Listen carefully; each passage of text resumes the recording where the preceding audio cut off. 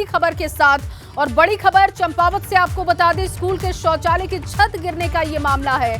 मुख्यमंत्री पुष्कर सिंह धामी ने मजिस्ट्रेट जांच के आदेश दे दिए हैं और अब 15 दिन के अंदर जांच रिपोर्ट तैयार करने के निर्देश हैं।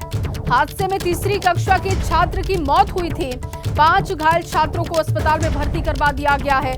दरअसल स्कूल में शौचालय के पास खेल रहे थे बच्चे। जर्जर स्कूलों को चिन्हित करने के भी निर्देश है। लिस्ट तैयार कर शिक्षा विभाग को रिपोर्ट भेजनी होगी।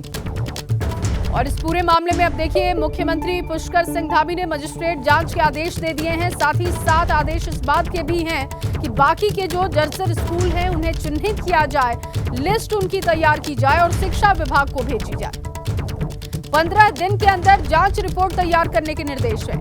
हादसे में तीसरी कक्षा के छात्र की मौत हुई थी, जबकि 5 बच्चे घायल हैं। तस्वीरें आप देख रहे हैं उस वक्त की है जब बच्चों को स्कूल से निकाला जा रहा था। सीएम धामी ने मजिस्ट्रेट जांच के आदेश दे दिए हैं, लेकिन सबसे बड़ा सवाल यह है कि आखिर मासूम की मौत का जिम्मेदार कौन है।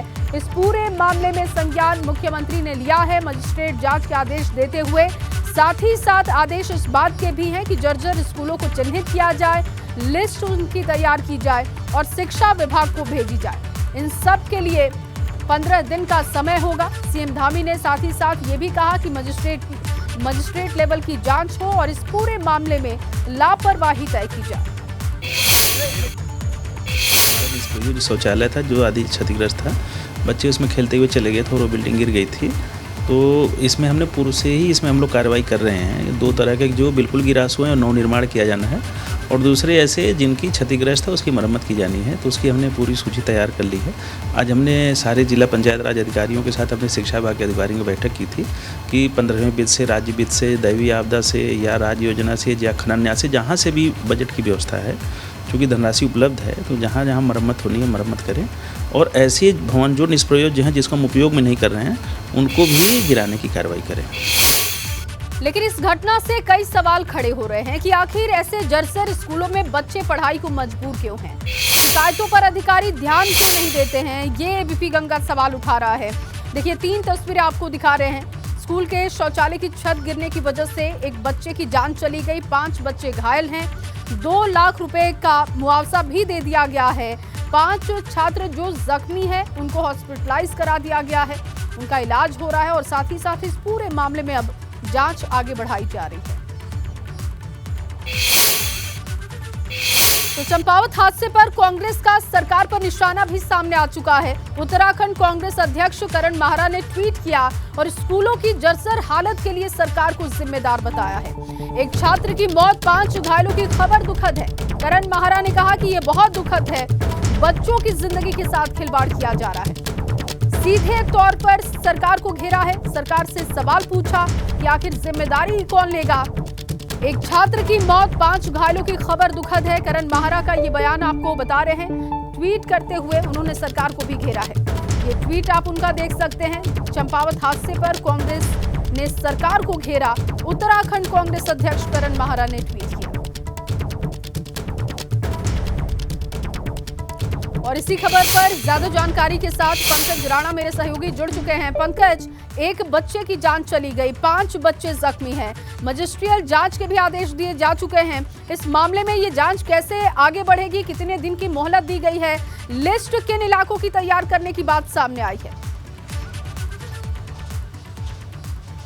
जी देखिए, बहुत गंभीर मसला है और दुखद घटना है, क्योंकि किसी के घर का चिराग बुझा है। और ये सिर्फ एक खाना पूर्ति हम कहेंगे कि मजिस्ट्रियल जांच की जा रही है। और ये पहले से ही गौर नहीं दिया गया कि प्रदेश के जो तमाम स्कूल हैं वहाँ के क्या हालात हैं।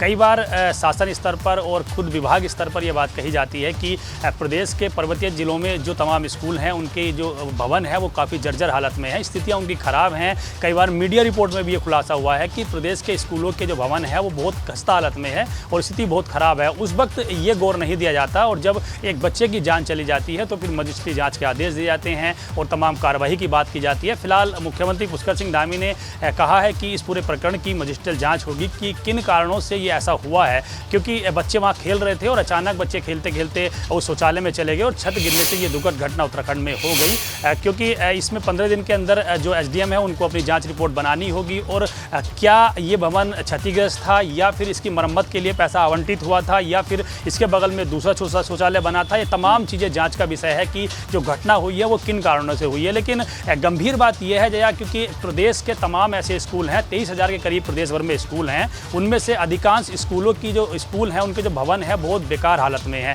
शौचालय की बात करें तो वो भी बहुत खस्ता हालत में। कई स्कूल ऐसे हैं जो बड़ी ऐसी स्थिति में खड़े हैं जो कभी भी गिर सकते हैं। तो ये गंभीर मसला है कि विभाग को पहले से ही इस बात का संकेत नहीं हुआ, इस बात को नहीं सोचा कि बरसात के मौसम से पहले सभी भवनों का निरीक्षण कर लिया जाए और जहाँ पर इस तरह की स्थिति है उनको या तो बंद कर दिया जाए या वहाँ पर तारबाड़ लगा दिया जाए ताकि बच्चे उस एरिया में ना जाएं। क्योंकि बच्चों को नहीं पता कि स्थिति क्या है और बच्चे छोटे हैं, उनके मन में सिर्फ खेलने का उस वक्त दिमाग था, वो खेल रहे थे और खेलते खेलते बच्चे उस शौचालय के भवन उसमें चले गए और छत होकर गिरकर इस तरह की घटना हो गई। तो ये बहुत गंभीर मसला है। फिलहाल जो शिक्षा महानिदेशक हैं उन्होंने निर्देश दिए हैं कि प्रदेश के जितने भी स्कूल हैं उन सभी स्कूलों का सर्वे किया जाएगा और सर्वे में ये पता लगाया जाएगा कि किसी भी स्कूल के हालात खराब हैं तो उसको फिलहाल उसकी मरम्मत की जाएगी और जरूरत पड़ी तो फिर दूसरे भवनों में स्कूलों का संचालन किया जाएगा। जिम्मेदारी भी तय होनी चाहिए क्योंकि एक मासूम की जान चली गई है।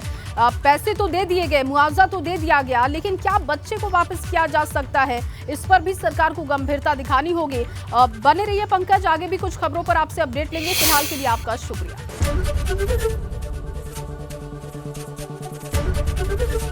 एबीपी गंगा, खबर आपकी, जुबान आपकी।